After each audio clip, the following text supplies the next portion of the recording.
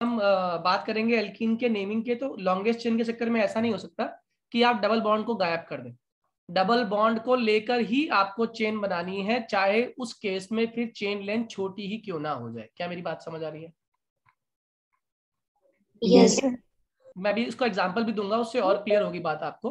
अभी जो मैं बात कह रहा हूँ पहले ध्यान रखते जाइएगा। मैंने कहा कि रूल्स बिल्कुल सेम रहेंगे, मगर इस केस में हमें डबल बॉन्ड की पोजीशन को मेंशन करना पड़ेगा नंबर से, कि कौन से नंबर में वो चेन के अंदर आ रहा है। जैसे एग्जांपल के तौर पे अगर मैं आपसे कहूं कि ये एक कंपाउंड है जिसको हम लोग किस नाम से जानते हैं, 5 कार्बन, मतलब क्या हो गया, पेंट, और इसमें क्या प्रेजेंट है, डबल बॉन्ड प्रेजेंट है, इसीलिए इसका नाम हो गया पेंटीन। कितने लोग को पेंटीन समझ आ गया? Please raise your hand. कोई बोलेगा नहीं, हैंड रेज करेंगे। आई होप ये सबको क्लियर होगा पेंटीन, कोई इसमें इशू नहीं है। दीपांशु बेटे समझ आ गया? पेंट क्यों किया हमने? 5 कार्बन और इसमें क्या मौजूद yes. है, एक डबल बॉन्ड मौजूद है, इसलिए ये पेंटीन हो गया बेटे। ठीक है, अब मैंने क्या किया, मैंने इसी चेन के अंदर इस डबल बॉन्ड को उठाया और यहाँ शिफ्ट कर दिया। बताओ, ऊपर वाले और नीचे वाले में एक ही डिफरेंस है। अब डबल बॉन्ड की पोजीशन चेंज हो गई है। डबल बॉन्ड पहले लाई कर रहा था 1 और 2 के बीच में, अब कहाँ लाई कर रहा है, 2 और 3 के बीच में। ध्यान रखना, जब भी हम नेमिंग करते हैं और नंबरिंग करते हैं, तो जो छोटा नंबर होता है, जैसे 2 और 3 में 2 छोटा है, 1 और 2 में 1 छोटा है, तो डबल बॉन्ड को वही नंबर दिया जाएगा। तो इस चेन का नाम हो गया 2 पेंटीन, लिख दीजिए आप इसको, वो भी ठीक है। और पेंट 2 इन लिख दीजिए, वो भी ठीक है। क्या मेरी बात समझ आ रही है आप लोगों को, हाँ या ना? Yes sir. Yes sir. Yes sir. Raise your hand. Yes sir से बेटर है raise your hand, that would help me समझने में कि आपको समझ आ रहा है या नहीं। जिसका हैंड रेज नहीं होगा, आई विल आस्क हिम और हर। दीपांशु क्लियर है बेटे? Yes sir. एक क्वेश्चन पूछता हूँ आप लोगों से, अगर मैं इसे उठा के यहाँ से यहाँ ले आऊं तो क्या नेम चेंज हो जाएगा? Yes sir. No no, sir. No sir. Shortest अब नेमिंग यहाँ से शुरू हो जाएगी। आदत बात Yes, समझ आ रही है? Yes sir. ये 3 कभी नहीं देगा, इस केस में 3 नहीं होगा। 5 वाले में कभी भी 3 पेंटीन फॉर्म नहीं हो सकता। क्या मेरी बात क्लियर है? अच्छा चलो बताओ, अगर मैं इसी कंपाउंड के अंदर इसका आइसोमर ड्रॉ करने की कोशिश करूं, जिससे मैंने क्या किया, डबल बॉन्ड यहाँ लगा दिया और कार्बन के इस कार्बन को यहाँ लगा दिया, तो क्या ये अलग आइसोमर है या हम पढ़ चुके हैं इसको? बताइए, लॉन्गेस्ट चेन में कितने कार्बन है इस केस में, क्विकली? 5. 5। 5 ही कार्बन है। तो ये वाला डायग्राम तो इसी की बात कर रहा हूं मैं कहीं ना कहीं। क्यों? चेक कर लो, 1 2 3 4 5। 2 पर क्या आ गया हमारा, 2 पर डबल बॉन्ड आ गया। क्या मेरी बात समझ आ रही है? Yes sir. अगर 2 पर डबल बॉन्ड आ गया तो इस कंपाउंड का नाम क्या हो जाएगा, 2 पेंटीन। इट मींस ये और ये तो सेम ही है, it means it is not an isomer, ये आइसोमर नहीं है। अगर मुझे आइसोमर बनाना है तो मुझे चेन का नाम चेंज करना पड़ेगा, चेंज की लेंथ चेंज करनी पड़ेगी। तो मैंने क्या किया, मैंने डबल बॉन्ड वाली एक 4 कार्बन की चेन बनाई और एक कार्बन को उठा के यहाँ से यहाँ लगा दिया। बताओ बेनिफिट हुआ या नहीं हुआ? Yes sir. बेनिफिट हुआ या नहीं? हाँ सर। 4 कार्बन की चेन है, नंबरिंग यहाँ से शुरू होगी, 1 2 3 4। 3 पर क्या आ गया हमारा, मिथाइल। मिथाइल। इस कंपाउंड का नाम क्या है? 3 मिथाइल चेन में 1 कितने कार्बन? पेंटीन 4। ब्यूटीन। 1 ब्यूटीन या ब्यूटवानिन, एक ही बात है। 3 मिथाइल ब्यूटवानिन। कितने लोगों को समझ आ गया?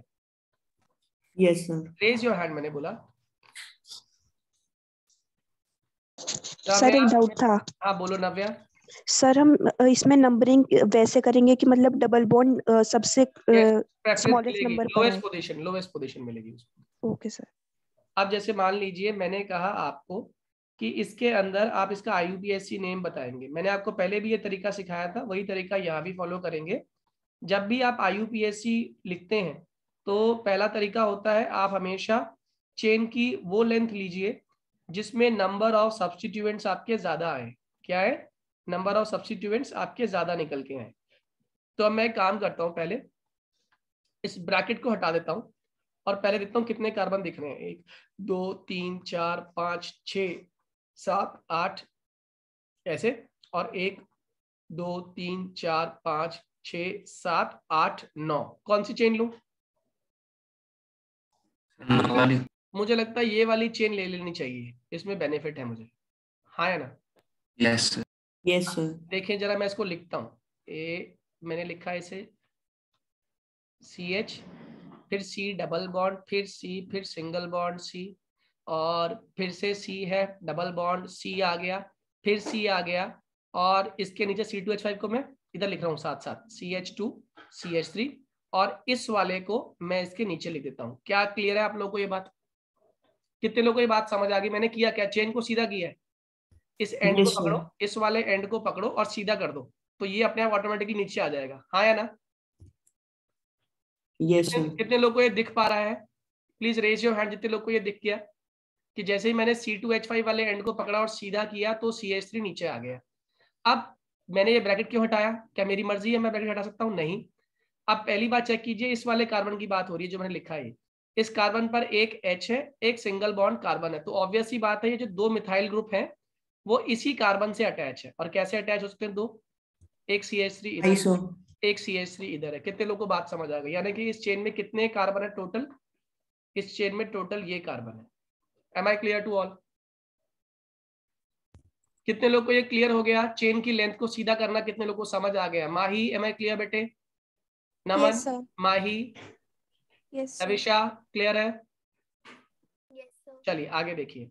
अब इसके अंदर 1 2 3 4 5 6 7 8 9 10 कार्बन की चेन हो गई है, और 10 के अंदर एक नंबरिंग करता हूं मैं इसकी, डबल बॉन्ड कहां से पास पड़ रहा है?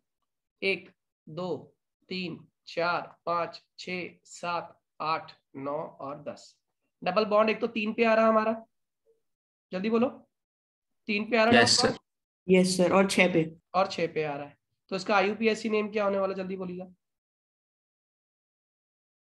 पहली बात तो ये जो ग्रुप है ये सब्स्टिट्यूएंट है, ये भी सब्स्टिट्यूएंट है, इसे गायब कर देता हूं पहले। कौन से नंबर पे है ये? 2 पर है एक, तो एक कहां पर है? 2,8 हो गया, Methyl. और दो ग्रुप है एक जैसे, इसलिए डाई मिथाइल यूज करेंगे। Why we have used di? Because दोनों के दोनों ग्रुप, ये वाला CH3 और ये वाला CH3 सिमिलर ग्रुप है, इसलिए डाई आया। 2,8 डाई मिथाइल, काम खत्म हो गया, इसका भी काम खत्म, इसका भी काम खत्म। अब मेन चेन पे आ जाओ। मेन चेन में कितने कार्बन? 10, और डबल बॉन्ड कौन कौन से नंबर पे है? एक तो 3 पे है और एक हमारा 6 पर है, तो इसके आगे क्या लिखोगे? 3,6 डेका। डेक क्या हो गया? 10 कार्बन की चेन है, डेका। और डबल बॉन्ड कितने हैं? 2 है ना, डेका डाइईन। कितने लोग को ये बात समझ आ गई? Please raise your hand. आप इसको 3,6 डाइईन डेकेन भी बोल सकते हो, या 3,6 डेका डाइईन भी बोल सकते हो, दोनों करेक्ट है। नितिन, एम आई क्लियर बेटे? Very good. अब आ जाइए अगला क्वेश्चन आप लोगों के लिए।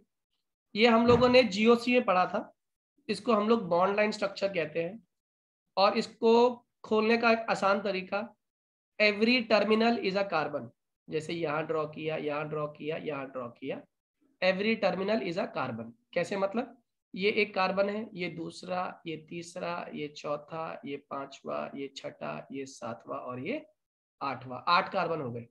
अब इसको चेन की फॉर्म में लिखता हूं, तो basically 1 carbon, 2 carbon, 3 carbon, 4 carbon, और 5 और 6 और 7, 2 3 4 5 6 7 8, 8 है, तो 8 कर दिए। पहले और दूसरे में डबल बॉन्ड है, डबल बॉन्ड, फिर तीसरे और चौथे में डबल बॉन्ड है, डबल बॉन्ड, और फिर इसमें डबल बॉन्ड, फिर इसमें डबल बॉन्ड, ये single bond, single bond, single bond. ये H पूरे कर देते हैं, इसमें एक H, इस पे एक H, इस पे एक H, इस पे एक H, इस पे एक H, इस पे एक H, इस पे 2 H। कितने लोगों को बात समझ आ गई? कितने कार्बन की चेन है? 8 कार्बन की चेन है, और डबल बॉन्ड कहां कहां पर मौजूद है? ये हो जाएगा 1, 3, 5, 7, ऑक्टा टेट्रा ईन। कितने लोग को बात समझ आ गई? ऑक्टा टेट्रा ईन, कितने लोग को ये बात क्लियर हो गई? Yes, sir. Octa stands for 8, hand raise करेंगे अपने सभी लोग। Octa stands for 8। Double bond कितनी बार आ रहा है? 4 बार आ रहा है, टेट्रा हो गया। कौन कौन सी जगह पे आ रहा है डबल बॉन्ड? फर्स्ट पोजीशन पे आ रहा है, थर्ड पे आ रहा है, फिफ्थ पे आ रहा है, सेवेंथ पे आ रहा है, इसलिए इसका नाम हो गया 1 3 5 7 octatetraene. Vidushi, am I clear बेटे? चलिए, जो बात मैं अभी थोड़ी देर पहले आपसे कह रहा था कि डबल बॉन्ड को कभी भी चेन लेंथ के चक्कर में छोड़ नहीं सकते, वो चीज यहाँ पे आने वाली है अभी थोड़ी देर में। देखिए, CH2 डबल बॉन्ड C, और ये कंपाउंड है CH2 CH2 CH3 का होल ट्वाइस। अब पहले मैंने कहा था तरीका आपको हमेशा ब्रैकेट को हटा दो, तो अभी मेरे पास 2 कार्बन है, इस वाले कार्बन की तो वैलेंसी पूरी है, इस कार्बन की वैलेंसी सेटिस्फाइड नहीं है, इसका मतलब ये दोनों के दोनों ग्रुप इसके साथ जुड़े हुए हैं। ठीक है, क्या मेरी बात समझ आ रही है? बताओ इसके अंदर मैक्सिमम चेन कितने कार्बन की होगी और क्यों? मैक्सिमम चेन में कितने कार्बन और क्यों? 5, क्योंकि डबल बॉन्ड आना है इम्पोर्टेंट। बहुत बढ़िया, बहुत बढ़िया। आप चाहकर भी ये चेन नहीं ले सकते, बताओ क्यों? क्योंकि ऐसा करने से डबल बॉन्ड तो इंक्लूड करना पड़ेगा। डबल बॉन्ड इंक्लूड नहीं हुआ, इट मींस ये वाली चेन इज नॉट पॉसिबल। तो कौन सी चेन लेनी पड़ेगी हमें इसे करने के लिए? इसे करने के लिए I have to take either this chain और नीचे वाली चेन, इनमें से कोई भी ले लो। तो अगर ऊपर वाली ली तो ऑब्वियस ही बात है ये पूरा ग्रुप क्या बन गया? सब्स्टिट्यूएंट बन गया, हाँ या ना? और जैसे ही ये बना सब्स्टिट्यूएंट, इसका नेमिंग करते हैं। चलिए नेमिंग बताइए। 1 2 3 4 और 5, और 2 पे क्या लग गया आपका? 2 पे ये प्रॉप ग्रुप लग गया। प्रोपाइल। बात समझ आ गई? जल्दी बोलो। Yes sir. तो 2 पे आ गया propyl. Am I clear to all? और चेन में कितने कार्बन है? 5 कार्बन है। पेंट और डबल बॉन्ड कौन सी पेंटीन। फर्स्ट पोजीशन पे। 2 propyl pent 1 yne. Am I clear to all? Sir 1 ignore कर सकते हैं ना? इग्नोर करो मत, करना मत। मेरी आपको सलाह यही होगी, एक अच्छा और एक इंटेलिजेंट बच्चे की पहचान होती है कि वो 1 पोजीशन को भी मेंशन करेगा। मोनिका, नितिन, वासु, मेरी बात समझ आ गई बेटे? यस भैया। ठीक है, हैंड रेस करना होता है। चलिए आगे आते हैं। अब उसने बोला इसमें सिग्मा और पाई बॉन्ड्स गिन लोगे या बता दूं एक आधे एग्जांपल में? चलो इसमें क्लियर कर देता हूं, बाकी आप लोग खुद कर लेना। सिग्मा और पाई बॉन्ड निकालना बहुत ही आसान ट्रिक थी, आपको आती भी है वैसे तो। 1 2 3 4 5 6 7 8 9 10 11 12 13 14 15 16 और 17। 17 क्या है इसके अंदर? सिग्मा। बताओ इसे पाई कितने हैं? 1 2 4 और 4 पाई है। Am I clear to all? Yes, sir. Every single bond is a sigma bond and every double bond is a sigma as well as 1 pi bond. Clear हो गया सभी को? यस। अगर मैं आप लोगों से कहूं draw the isomers for C5H10, ये किसका फॉर्मूला है? पहली बात तो ये पेंटीन का फॉर्मूला है। आपको मैं 1 मिनट देता हूं, ड्रॉ करो आइसोमर्स पेंटीन के और उनके IUPAC नेम भी लिखना। 1 मिनट दिए सभी लोगों, करिए। सभी लोग ध्यान दीजिएगा कैसे कैसे करना है इसके अंदर। C5H10 की हम बात कर रहे हैं, तो पहला आइसोमर तो बहुत ही आसान है, सभी ने ड्रॉ कर लिया होगा, ये एन पेंटीन कहते हैं इसको। एन पेंटीन क्यों? क्योंकि स्ट्रेट चेन है। अगले में क्या किया हम लोगों ने? डबल बॉन्ड को उठा के सेकंड पोजीशन पे ले आए, इसका नाम क्या हो गया हमारा? पेंटूइन या फिर 2 पेंटीन। ऊपर वाले को आप 1 पेंटीन भी कह सकते हो, 1 पेंटीन, ठीक है। दूसरा वाला क्या हो गया? 2 पेंटीन। अब 3 पेंटीन होता नहीं कार्बन के अंदर। अब क्या होगा? नेक्स्ट चेन के अंदर आप चेन की लेंथ को छोटी कर दो। चेन की लेंथ को छोटा किया, एक कार्बन यहाँ ले आया। बताओ इसका नाम क्या हो गया? इट इज 2 मिथाइल ब्यूट 1 इन या 1 ब्यूटीन, बात तो एक ही है। इससे अगले में क्या किया आपने? इसको उठाया, C single bond C double bond C ऐसे रहने दिया, इसको यहाँ ले गया। अब इसका नाम क्या हो गया? 3 मिथाइल ब्यूट 2 इन। कितने लोग को बात समझ? ब्यूट 1 इन, सॉरी 2 नहीं, but 1 yne. Am I clear to all? Sir 2 methyl नहीं होगा सर, शॉर्टेस्ट नंबर के हिसाब से? नहीं, आप एल्कीन को प्रेफरेंस दोगे ना, डबल बॉन्ड को प्रेफरेंस देंगे। सेकंड फर्स्ट पे डबल बॉन्ड है। अब एक क्या किया लास्ट आप लोगों ने? C double bond C single bond C और इसको यहाँ ले आए। अब इस केस में क्या बन गया? ये बन गया आपका कंपाउंड जो फॉर्म हो रहा है, that would be 2 methyl but 2 yne या 2 ब्यूटीन, दोनों ठीक है। क्या मेरी बात समझ आ रही है? और yes, कोई कंपाउंड पॉसिबल है क्या? ये पॉसिबल है क्या? बताना मुझे एक बार। एक और पॉसिबल है, C डबल बॉन्ड उसके बाद सेकंड कार्बन पे दोनों तरफ होंगे। बिल्कुल गलत है वो। ये बिल्कुल पॉसिबल नहीं है। आपने कार्बन की बेसिक नेचर खराब कर दी। कार्बन का बेसिक नेचर वैलेंसी 4 होती है इसकी, यहाँ पे कितनी वैलेंसी बन रही है इसकी? 5। It can not be possible. क्या मेरी बात समझ आ रही है सभी को? प्लीज रेज योर हैंड अगर ये कंसेप्ट समझ आ गया आप सभी को। Clear to all? Please raise your hand quickly. अब मैं एक क्वेश्चन आप लोगों से पूछने जा रहा हूं, जितने बच्चों ने पढ़ाई की हुई है ठीक से वो जवाब दे पाएंगे। out of these isomers which isomer will be having maximum boiling point? इन चारों में से पहला, दूसरा, 120 तीसरा, चौथा और पांचवा, इनमें से 1 का बॉइलिंग पॉइंट मैक्सिमम। आंसर क्या लिख कर आओगे? Why it has maximum boiling point? Sir long sir सबसे सरफेस एरिया।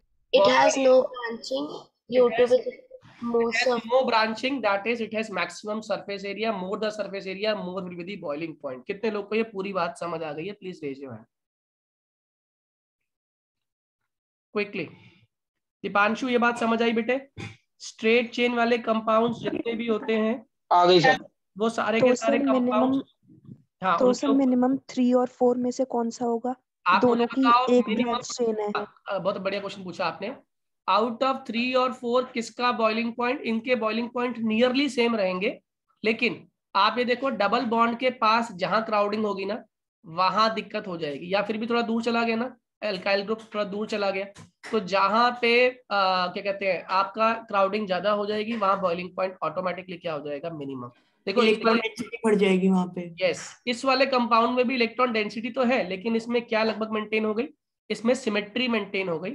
सिमेट्री की वजह से कंपाउंड ने थोड़ी सी स्टेबिलिटी गेन करी, और स्टेबिलिटी गेन करी तो बेनिफिट क्या हुआ? आपको थोड़ी सी हीट ज्यादा देनी पड़ेगी। क्या मेरी बात समझ आ रही है? तो सबसे मिनिमम अगर बॉइलिंग पॉइंट निकालना हो तो इसका मिनिमम बॉइलिंग पॉइंट होगा। Am I clear to all?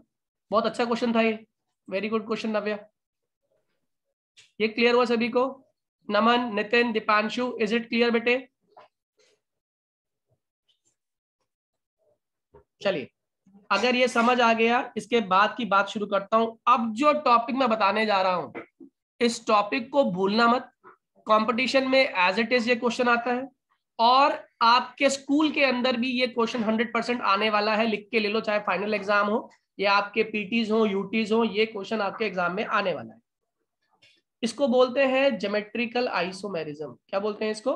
Geometrical isomerism. पहली कंडीशन, ज्योमेट्रिकल आइसोमेरिज्म हमेशा एल्कीन्स और एल्काइंस शो करते हैं। एल्कीन्स मेजरली शो करते हैं, एल्काइन से बेटर एल्कीन्स के लिए इसका यूज करते हैं। और इसकी पहचान याद रखना कि एल्कीन्स के अंदर ज्योमेट्रिकल आइसोमर बनते कैसे हैं। इसका मैं आपको जुगाड़ सिखा रहा हूं। सबसे पहले आप क्या करोगे? Highlight the carbon having double bond. सबसे पहले आप क्या करोगे? हाईलाइट करोगे कार्बन्स को जिनके पास क्या मौजूद है? Double bond.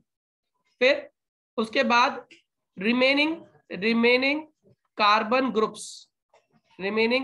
Groups on both side will be condensed. दोनों साइड पर जो कार्बन ग्रुप्स है विल बी कंडेंस्ड। उसको हम क्या करेंगे?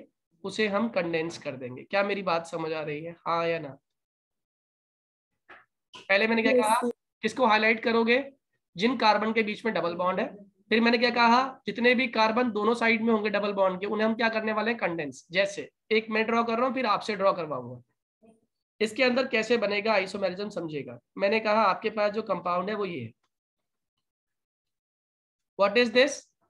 This is pentyne. मैंने कहा था सबसे पहले हाईलाइट कर देंगे किन कार्बन को? जिनके पास क्या मौजूद है? डबल बॉन्ड मौजूद है। हाँ या ना?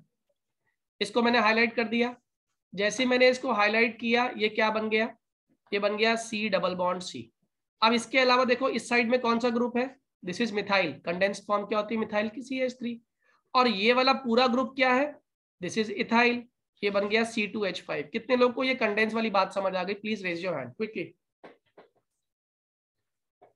कंडेंस वाली बात जितने लोग को समझ आ गई, हाईलाइट वाली बात जितने लोग को समझ आ गई, please raise your hand. Vidushi clear है बेटे? excuse me sir, यस बेटा बोलो। sir can I yes. तो यहाँ पे C2H5 आ गया, इधर CH3 आ गया। अब ऑब्वियस ही बात है, जो मैंने नहीं ड्रॉ किया वो क्या है? हाइड्रोजन है। यहाँ पर भी हाइड्रोजन है, यहाँ पर भी हाइड्रोजन है। अब ज्योमेट्रिकल आइसोमेरिज्म कौन शो करते हैं? पहले मैं आपको क्लियर कर दूं। ज्योमेट्रिकल आइसोमेरिज्म शो करने के लिए, excuse me भैया, यस बोलिए। please can you repeat कहाँ से? ये वाला पॉइंट फिर से? मेरा नेटवर्क इशू था। मैंने अभी कुछ बोला नहीं, मैंने सिर्फ इतना बोला कि कार्बन के नीचे H लगा दिए रिमेनिंग वैलेंसी के हिसाब से। ज्योमेट्रिकल आइसोमेरिज्म कौन शो करता है ये बता रहा था मैं।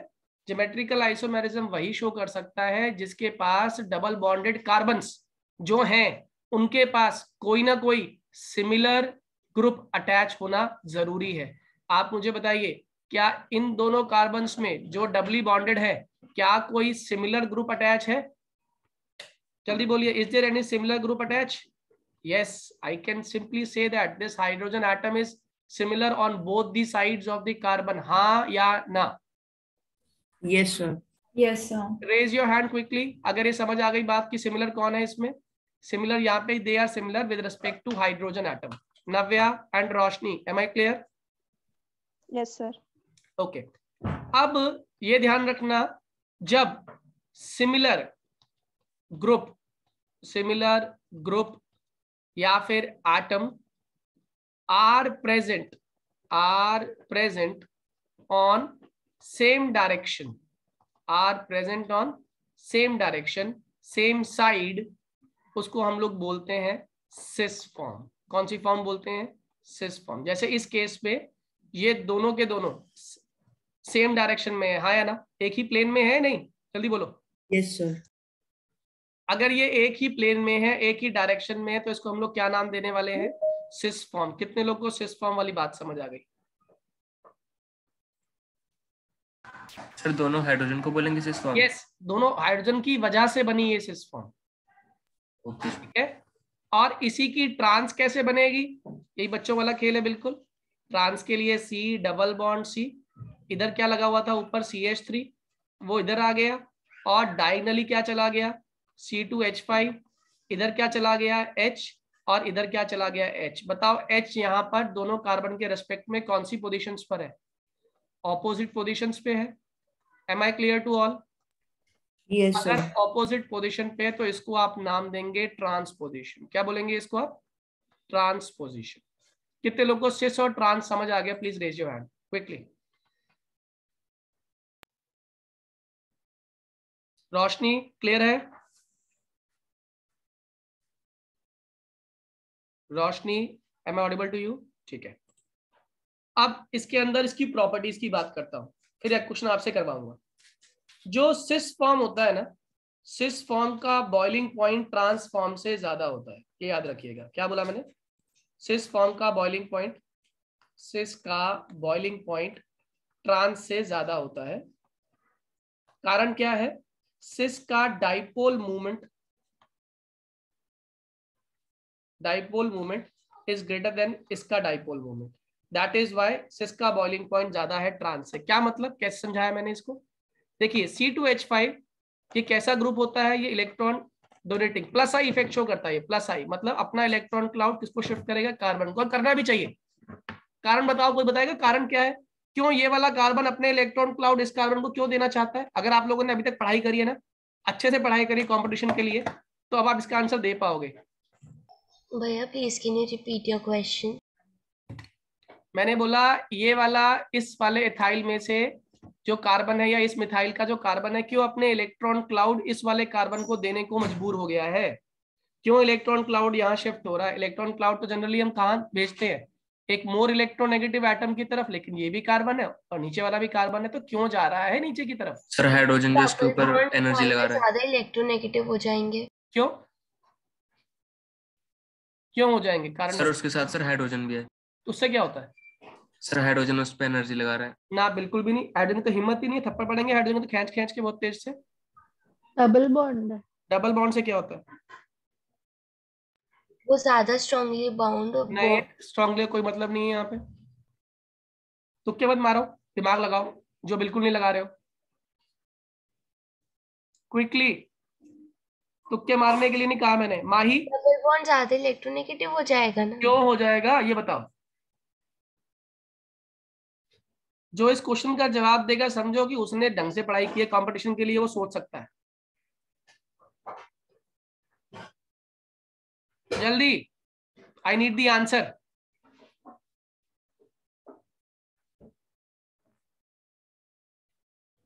चलो आप लोग की सहूलियत के लिए वहाँ पे इलेक्ट्रॉन ज्यादा है इसलिए वहाँ नहीं नहीं नहीं नहीं, ऐसा कुछ नहीं है। ध्यान से सुनो जरा, ध्यान से।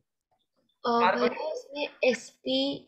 हाँ, अब लगाइए अक्ल थोड़ी सी। आप थोड़ी अक्ल लगा रही हैं आप।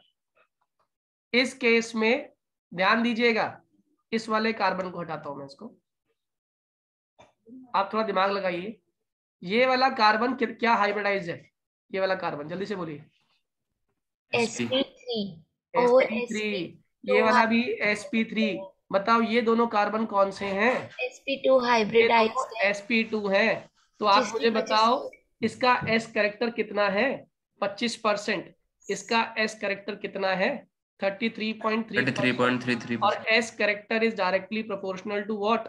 Electronegativity. Please for god sake थोड़ा अपने दिमाग को ओपन रखो, ऐसे क्वेश्चन कंपटीशन में आएंगे, सिलेक्शन ऐसे नहीं होता। क्या मेरी बात समझ आ रही है आप लोगों को, हाँ या ना? Yes sir.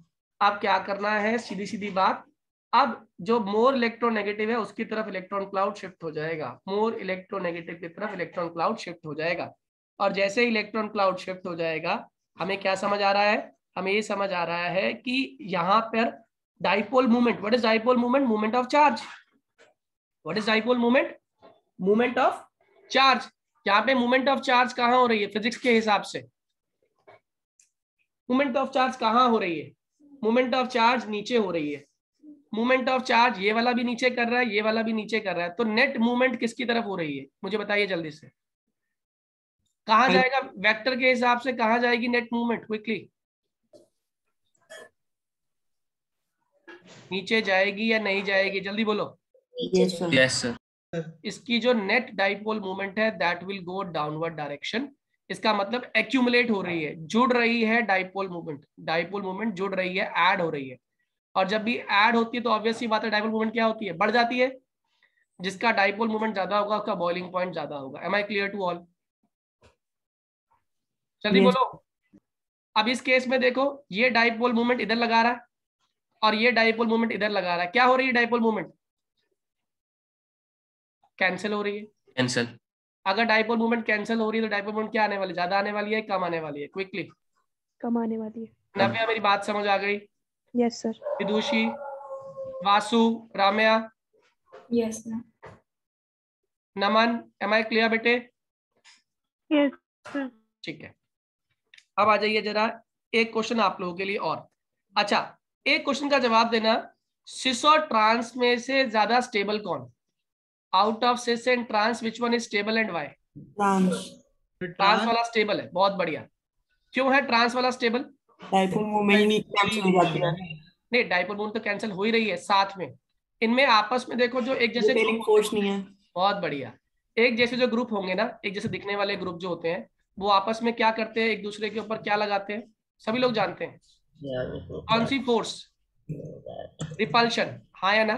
जितनी रिपल्शन ज्यादा होगी, आप मुझे बताइए, जितनी रिपल्शन ज्यादा होगी उतनी स्टेबिलिटी लो। रोशनी, जितनी रिपल्शन ज्यादा उतनी स्टेबिलिटी कम। कम। तो किसके अंदर रिपल्शन सबसे कम है? रिपल्शन सबसे कम ट्रांसफॉर्म में है, तो हम लिख देंगे as transform has minimum repulsion. As transform है मिनिमम रिपल्शन। एज ट्रांसफॉर्म है मिनिमम।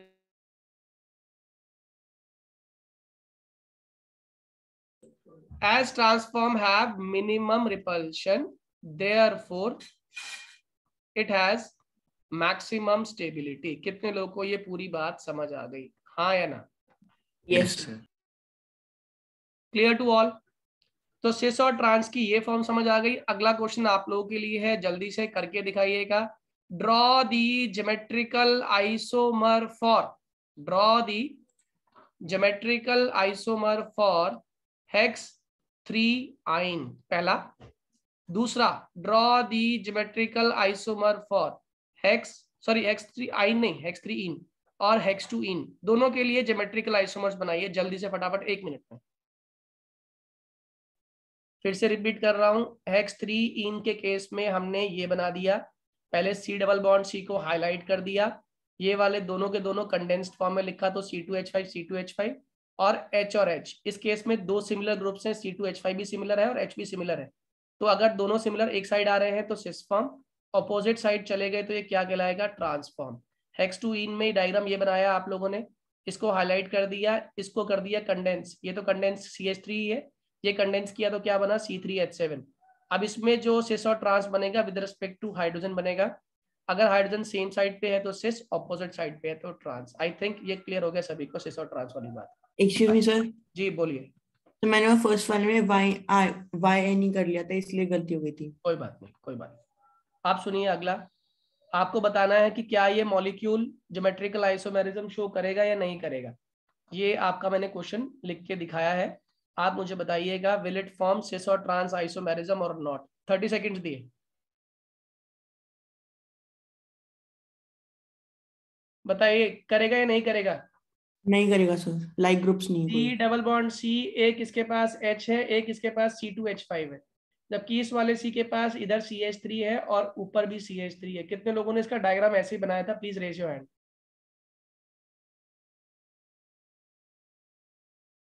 गुड। मोनिका और प्रतीक, आपसे नहीं बन पाया इसका डायग्राम, प्रतीक ने भी बनाया नहीं बनाया? बना लिया। बना लिया, तो ऑब्वियसली बात है ये वाला C डबल बॉन्ड C तो ठीक है, लेकिन कोई भी ग्रुप क्या सिमिलर है, कोई भी ग्रुप सिमिलर नहीं है। ये CH3 सिमिलर तो है मगर ये तो इसी कार्बन का पार्ट है ना, दूसरे वाले कार्बन पर कोई भी सिमिलर ग्रुप नहीं है। यानी कि अगर CH3 यहाँ होता और इस वाले कार्बन पर भी होता तब इसमें सिस ट्रांस बनता, इसमें कोई सिस ट्रांस फॉर्म नहीं होगा। कितने लोगों को मेरी बात समझ आ गई? सर एक चीज पूछनी है। पूछ लो।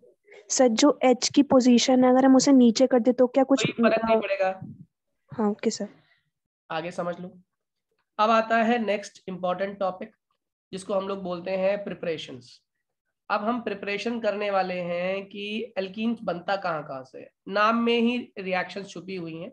सबसे पहले फ्रॉम एल्काइन, ये तो बिल्कुल बच्चों वाला बच्चों की बात है कि अगर मुझे एल्काइन से एल्कीन फॉर्म करना है तो ऑब्वियस सी बात है ट्रिपल बॉन्ड से मुझे किस में कन्वर्ट करना है, डबल बॉन्ड में कन्वर्ट करना है। तो एक सिंपल सी बात, अभी इसके पास एक H है जबकि इसके पास कितने H आ जाएंगे, 2 H आ जाएंगे। यानी कौन सी प्रोसेस, हाइड्रोजन का ऐड करना क्या कहलाता है, हाइड्रोजनेशन। हाइड्रोजनेशन, या हम कहते हैं रिडक्शन।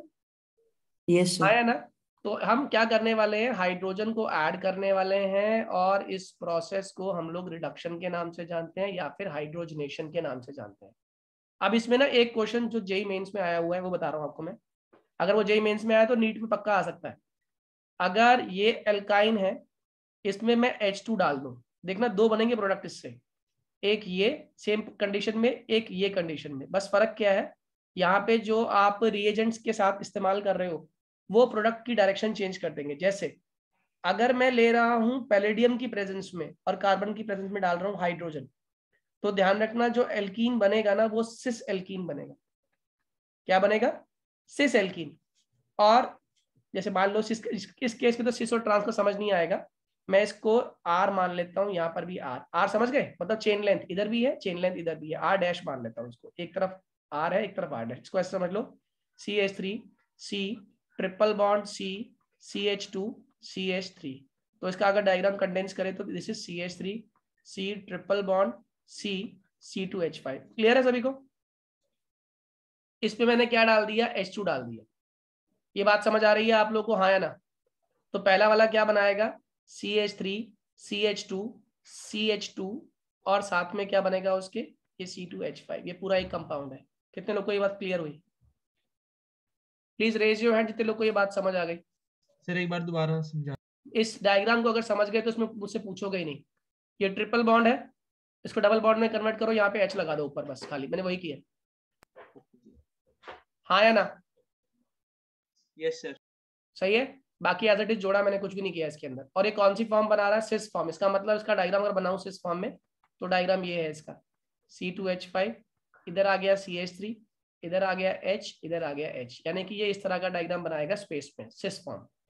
और अगर यहीं पर मैं क्या डाल दूं, sodium in presence of liquid ammonia, sodium in presence of liquid ammonia, compound तो एल्कीन ही बनेगा मगर वो एल्कीन कैसा होगा, ट्रांस एल्कीन। क्या बनेगा वो, ट्रांस एल्कीन। क्या मेरी बात समझ आ रही है, हाँ या ना? इसके क्या बनेगा, ट्रांस एल्कीन। फर्क कोई नहीं पड़ रहा, एल्कीन की बात करें तो एल्कीन तो बन रहा है, लेकिन फर्क किस में पड़ रहा है, आइसोमेरिक फॉर्म्स में। एक फॉर्म क्या बनती है, सिस फॉर्म, एक क्या फॉर्म बनती है हमारी, ट्रांस फॉर्म। बस ये बात याद रखना, इंपॉर्टेंट क्वेश्चन है। Am I clear? Clear to all? Yes sir. पहला प्रिपरेशन का मेथड हो गया फ्रॉम एल्काइंस। दूसरा, अब ये क्वेश्चन एग्जाम में भी पूछ सकता है, हाउ विल यू कन्वर्ट। अब ये आपका 1 मार्क क्वेश्चन है। हाउ विल यू कन्वर्ट, इन्हें कन्वर्जन्स कहते हैं हम लोग। How will you convert pent to yne या फिर टू पेंटाइन इनटू, चलो मैं एक क्वेश्चन आगे बढ़ के पूछता हूं आपसे, पेंटेन। क्या हम टू पेंटाइन को पेंटेन में, दूसरा टू पेंटीन में कन्वर्ट कर सकते हैं? देखता हूं कितने लोग दिमाग लगाओगे। टू पेंटाइन ये कंपाउंड है हमारा, सही है। इससे उसने कहा पहले बनाइए पेंटेन, पहले क्या बनाइए पेंटेन, और दूसरा क्या बनाइए टू पेंटीन। बताओ क्या करना पड़ेगा दोनों के अंदर? एक में सिर्फ H2 ऐड करना पड़ेगा और दूसरे में 2H2। इसमें पहले ऊपर वाले में 2H2 डाल देना, हाँ या ना, क्योंकि 2 बार करनी पड़ेगी रिडक्शन इसके अंदर। और नीचे वाले में कितनी ऐड करोगे? सिर्फ एक H2 ऐड करोगे। बात क्लियर है? हाँ या ना? सबको समझ आ गई बात? क्लियर है? प्लीज रेज योर हैंड कितने लोग को समझ आ गया। आदित्य, मोनिका, नितिन, क्लियर है बच्चे? Yes sir. हैंड रेज कर साथ साथ। चलिए आगे की बात। अब आता है again very very very very very important reaction, जिसको हम लोग बोलते हैं फ्रॉम एल्काइल हैलाइड। इसका नाम मत भूलना, 12th में बहुत काम आने वाली है। इसका नाम होता है डी हाइड्रो हेलोजिनेशन। मैं इसके नाम का संधि विच्छेद करता हूं, उससे तुरंत क्लियर हो जाएगा। डी मतलब होता है रिमूव करना। डी मतलब रिमूव। क्या रिमूव कर रहा हूं मैं? हाइड्रोजन को रिमूव कर रहा हूं। और मैं किसे रिमूव कर रहा हूं? और मैं हेलोजन को रिमूव कर रहा हूं। तो एक साथ में दो चीजों को रिमूव करने वाला हूं। कहां से करने वाला हूं? मैंने एक क्वेश्चन लिया, CH3 CH, यहां पर आ गया Cl और यहां पर आ गया H। इसमें मैंने डाला एल्कोहलिक KOH। बड़े ध्यान से समझना, एनसीईआरटी मैकेनिज्म नहीं है, मगर मैं चाहता हूं कि आप मैकेनिज्म भी सीखो। सबसे पहले इस कंपाउंड के अंदर हंसी खुशी सब कुछ ठीक ठाक था, लेकिन इस एल्कोहलिक KOH के आने से बहुत ज्यादा गड़बड़ शुरू हो गई। क्या गड़बड़ शुरू हो गई? ये बना K+, ये बना OH-। K+ ने किसे कहा? इस क्लोरीन से कहा, अरे भैया क्लोरीन, तुम कहाँ अपनी जिंदगी खराब कर रहे हो इस कार्बन के साथ, you deserve a better candidate.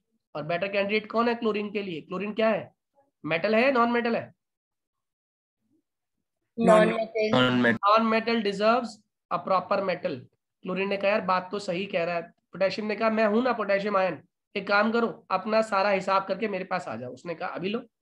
इसने ये पूरा का पूरा इलेक्ट्रॉन पेयर अपनी तरफ खींच लिया। हाँ या ना? जल्दी बोलो हाँ या ना? Yes sir. जैसे ही इसने इलेक्ट्रॉन पेयर खींचा, इस पर चार्ज क्या आ गया? माइनस। माइनस मतलब इलेक्ट्रॉन पेयर लेके घूम रहा है अभी। Am I clear to all? और ये इलेक्ट्रॉन पेयर वाला Cl किससे कंबाइन करने वाला है? पोटेशियम से कंबाइन करने वाला है। क्या बनने वाला है? KCl। क्या मेरी बात समझ आ गई? KCl बन गया? क्विकली टेल मी, KCl बना हाँ या ना? Yes sir. KCl बन गया, लेकिन इस कार्बन की दिक्कत बढ़ गई। बताओ क्या दिक्कत बढ़ी है इसकी? जल्दी बोलिए। पॉजिटिव वो चार्ज। अनस्टेबल हो गया। यहाँ पे बना कार्बोकेटायन, और इस कार्बोकेटायन पर पॉजिटिव चार्ज आने से ये कार्बन गरीब और खूंखार हो गया। हाँ या ना? और जैसे ये गरीब और खूंखार हुआ, ये किससे ज्यादा खूंखार हो गया? इस वाले कार्बन से। हाँ या ना? Yes sir. क्योंकि ये तो sp3 है, ये तो मजे में है, ये बेचारा गरीब हो चुका है। इसने कहा ओ भैया कार्बन मेरी बात सुनो, मुझे इलेक्ट्रॉन चाहिए, कहीं से भी लेकर आओ। क्या चाहिए? इलेक्ट्रॉन चाहिए। अब इस कार्बन की हेल्प करने के लिए इस कार्बन के पास एक ही तरीका है। मजबूरी क्या है इसकी? मजबूरी है कि ये अब अपने से गरीब आदमी को लूटेगा। अपने से गरीब आदमी कौन है इसके साथ जुड़ा हुआ? हाइड्रोजन। इसने कहा भैया हाइड्रोजन, आई एम सॉरी, और इस हाइड्रोजन के दोनों इलेक्ट्रॉन इस कार्बन ने छीन लिए। बताओ इस पर चार्ज क्या आ गया? नेगेटिव चार्ज आ गया। हाँ या ना? कितने लोग को यहां तक की कथा समझ आ गई पूरी? Yes sir. Please raise your hand if it is yes. Roshni समझ आ गया? नो भैया। Very good. एक बार दोबारा देखना वीडियो, ठीक है? आप जिनको समझ आ गया वो ध्यान दीजिए। भैया मुझसे ये वाला पार्ट समझ नहीं आया। वो आएगा आएगा बेटा, आएगा अभी धीरे धीरे ना, तो थोड़ा और कंसंट्रेट करो। इस कार्बन ने H के इलेक्ट्रॉन विड्रॉ कर लिए, इस कार्बन पर चार्ज क्या आ गया, नेगेटिव। इसके पड़ोसी कार्बन पर चार्ज क्या है, पॉजिटिव। यहाँ से बाहर कौन जा रहा है अलविदा करता हुआ, जल्दी बोलिए, बाहर कौन गया अलविदा करता हुआ, क्लोरीन। यहाँ से बाहर जा रहे हैं मिस्टर H, वो भी किस फॉर्म में, प्लस की फॉर्म में। यहाँ से कौन बाहर निकल रहे हैं, Cl, वो भी किसकी फॉर्म में, जल्दी बोलो, माइनस की फॉर्म में। क्या नहीं, Cl तो जा चुका है। यहाँ से H प्लस बाहर निकला और H प्लस को किसने सहारा दिया, OH ने सहारा दिया। बताओ क्या बना, H2O। कितने लोग को ये बात समझ आ गई दोनों, please raise your hand. Chlorine तो बहुत पहले जा चुका था नव्या। Okay sir. रोशनी अब समझ आ गया आपको,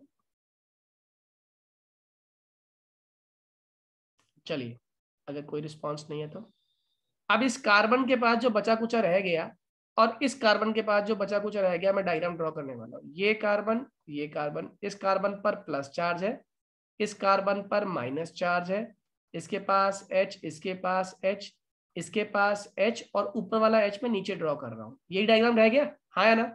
यस सर। अब माइनस चार्ज तो प्लस वाले को हेल्प कर ही सकता है, भाईचारे की बात, और सारी लड़ाई भी इसीलिए हुई थी। ये माइनस चार्ज अपने इलेक्ट्रॉन यहाँ पे जैसे ही रखेगा, बताओ कंपाउंड खुश हो गए, पाई बॉन्ड फॉर्म हो जाएगा। बहुत बढ़िया, पाई बॉन्ड बन गया। इसीलिए इस प्रोसेस का नाम था डी, मतलब रिमूव। क्या क्या रिमूव हुआ, हाइड्रोजन रिमूव हुआ और हेलोजन। हेलोजन जो रिमूव हुआ वो किसका रिमूव हुआ, इसको बोलते हैं अल्फा कार्बन। क्या बोलते हैं इसको, अल्फा कार्बन। और अल्फा कार्बन का जस्ट पड़ोसी, जैसे इस केस में तो एक ही कार्बन है तो ये बीटा है, अगर इसके साइड में भी एक और कार्बन होता है, यानी कि यहाँ पे इस तरफ, तो यहाँ पर भी बीटा कार्बन ही होता। क्या मेरी बात समझ आ रही है? मतलब अगर क्वेश्चन ये होता, ये हेलोजन, तो बताओ इसमें कितने बीटा कार्बन है? सर दो बीटा कार्बन। कितने लोग को दिख गए, एक अल्फा। तो अल्फा से कौन जाएगा, हमेशा अल्फा से जाएगा हेलोजन। अब अल्फा पे जैसे ही हेलोजन जाएगा, इस कार्बन पर चार्ज क्या आ जाएगा, पॉजिटिव। और ये पॉजिटिव डिमांड करेगा, हेल्प मांगेगा, या तो इस कार्बन से मांगेगा या इस कार्बन से हेल्प मांगेगा। और ये कार्बन इसकी हेल्प कैसे करेंगे, H के इलेक्ट्रॉन्स को अपनी तरफ खींच के। क्या मेरी बात समझ आ रही है? Yes sir.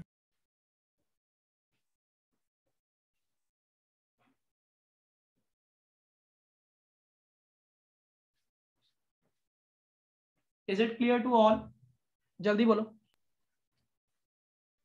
यस भैया। अगर ये समझ आ गया तो इसके आगे की कहानी तो आपको आती ही है। ये क्या बना लेंगे बीच में आपस में एक दूसरे के साथ, डबल बॉन्ड, हाँ या ना? यस भैया। तो अगर इस केस में करते आप एल्कोहलिक KOH डाल देते, तो यहाँ पे आपका जो कंपाउंड बनता, that would result into formation of propene. कितने लोगों को मेरी पूरी बात समझ आ गई? Please raise your hand if this entire concept is clear to you. Very very very very very important question. और एक लास्ट टॉपिक और समझा रहा हूँ, जिसको हम लोग बोलते हैं फ्रॉम विसिनल डायहलाइड्स। ये क्या मतलब होता है? Vicinal word comes from the English word vicinity, और नेबर, पड़ोसी कहते हैं, पड़ोसी, है ना, नेबर्स। तो विसिनल विसिनिटी से आ गया, नेबर्स इसका मतलब हो गया। तो इसमें हुआ क्या कि इसमें आपके पास CH2Br और साथ में Br, थोड़ी यहाँ लिखता हूँ, CH2Br और CH2Br, ये दोनों पड़ोसियों के पास क्या मौजूद है, हेलोजन। इन दोनों हेलोजन को अगर मैं कहीं से ले जाऊं, एक साथ लेके भाग जाऊं, तो दोनों कार्बन आपस में स्टेबिलिटी कैसे गेन करेंगे, खुद सोचो। अरे ये वाला Br और ये वाला Br, इसकी वैलेंसी -1 है, इसकी वैलेंसी -1 है, और जिंक की वैलेंसी क्या होती है, +2। तो क्या अकेला जिंक दोनों Br को ले जाएगा अपने साथ? बिल्कुल भगा के ले जाएगा। क्या बना देगा, ZnBr2, हाँ या ना? Yes sir. और जो बचे हुए दोनों कार्बन आपस में अपने आप को स्टेबल कैसे करेंगे, पाई बॉन्ड फॉर्म कर लेंगे बीच कितने में। लोगों को ये बात समझ आ गई? Please raise your hand quickly. From vicinal dihalide, how we are forming alkene just by simply adding zinc into it। Question हमारा कंप्लीट हो जाएगा।